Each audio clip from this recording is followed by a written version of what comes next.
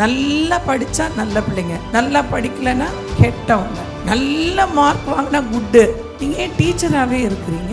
ஏன் அம்மாவாவோ அப்பாவாவோ இருக்க மாட்டீங்க? ஒரு பிள்ளை படித்தாலும் படிக்காவிட்டாலும் என் பிள்ளை அது ஆசீர்வாதமாய்த்தான் இருக்கும். ஆமேன்னு சொல்லுங்க. உங்களுடைய திறமையில ஓரளவுக்கு ஆசீர்வாதம். இது எப்படி பார்க்கலான்னா, உங்க ஆசீர்வாதத்தை நீங்களே உட்கார்ந்து அளவிட முடியும்.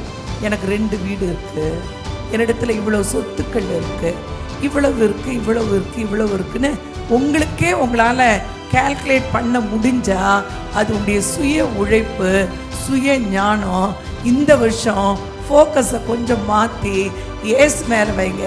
அவர் சொல்லுகிறார், நீ கோடா கோடி பெருகுவாய், உன்னால கவுண்ட் பண்ண முடியாது. நல்லா விசுவாசத்தோட கரங்களை தட்டி நீ கோடா கோடி பெருகுவாய்.